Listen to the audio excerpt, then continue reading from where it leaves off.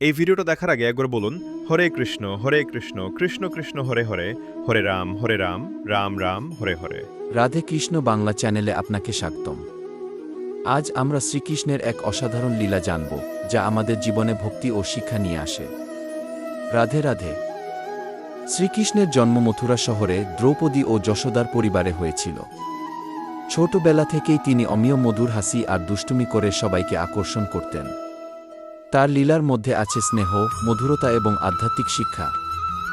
একবার শ্রীকৃষ্ণ গোপীদের সঙ্গে খেলা করছিলেন, তখন তিনি সকলের দুঃখ দূর করে আনন্দ দান করলেন।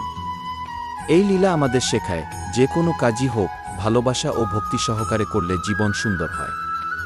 ভগবদ্গীতাতেও বলা হয়েছে, ভক্তির মাধ্যমে মন শান্ত হয়।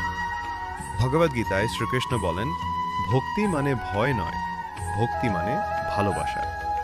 যে ভক্ত নিষ্কাম, যে ভক্ত অহংকারহীন, তার কাছেই কৃষ্ণ থাকেন। এই জগতে যখন মানুষ দিশেহারা হয়ে পড়ে, যখন কর্তব্য আর আবেগের মাঝে দ্বন্দ্ব জন্মায়, তখন শ্রীকৃষ্ণের বাণী আমাদের পথ দেখায়। শ্রীকৃষ্ণ বলেন, মানুষের আসল অধিকার তার কর্মে, ফলের ওপর নয়। ফলের আশা ছেড়ে যদি আমরা সৎভাবে কাজ করি, তবেই আসে প্রকৃত শান্তি। তিনি শেখান, জীবনের সুখ দুঃখ, লাভ ক্ষতি, সম্মান অপমান সবই ক্ষণস্থায়ী। যে ব্যক্তি এই পরিবর্তনের মাঝেও স্থির থাকতে পারে, সেই প্রকৃত জ্ঞানী।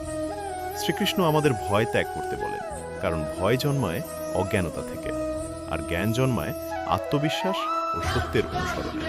তিনি বলেন, অন্যায়ের বিরুদ্ধে দাঁড়ানোই ধর্ম।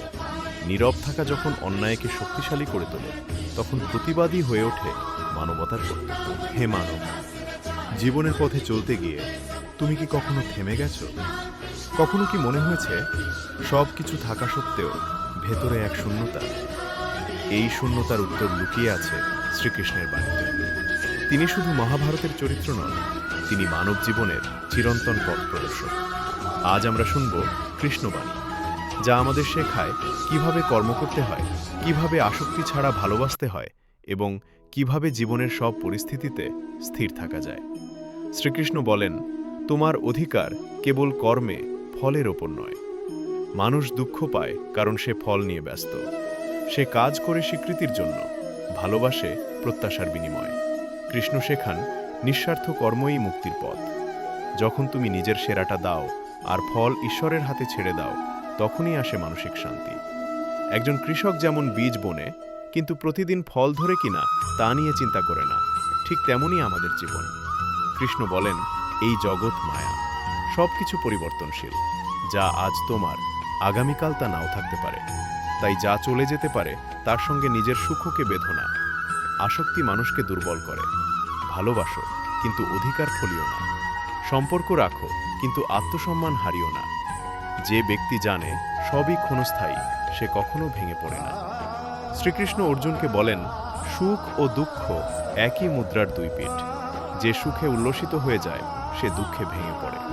কিন্তু জ্ঞানী ব্যক্তি, সে স্থির থাকে, কারণ সে জানে সবই আসবে, সবই যাবে। আজ যদি কষ্ট পাও, মনে রেখো এটাও যাবে। আর আজ যদি সুখ পাও, তাতেও অহংকার করো না। কৃষ্ণ বলেন, ভয় জন্মায় আসক্তি থেকে, ক্রোধ জন্মায় প্রত্যাশা ভঙ্গ থেকে, আর অহংকার জন্মায় অজ্ঞানতা থেকে। যে নিজের সত্যকে জানে, সে কাউকে ভয় পায় না। অহংকার মানুষকে অন্ধ করে, আর বিনয় মানুষকে মহান করে। নিজেকে জয় করতে পারাই প্রকৃত বিজয়। কৃষ্ণ বলেন, যখন ধর্মের পতন হয় আর অধর্মের উত্থান ঘটে, তখন আমি আবির্ভূত হই। ধর্ম মানে শুধু আচার নয়, ধর্ম মানে ন্যায়। যেখানে অন্যায় দেখেও চুপ থাকা। শ্রীকৃষ্ণ দূরে কোথাও নয়, তিনি আছেন আমাদের বিবেকের ভেতরে। যখন তুমি সৎ থাকো, যখন তুমি ভয়কে জয় করো, যখন তুমি ফলের আশা ছেড়ে কর্ম করো, তখনই তুমি কৃষ্ণের পথে হাঁটো। কৃষ্ণবাণী মানে শুধু শোনা নয়, কৃষ্ণবাণী মানে জীবনে প্রয়োগ। শান্ত হও, সচেতন হও, আর নিজের ধর্ম পালন করো। জয় শ্রীকৃষ্ণ।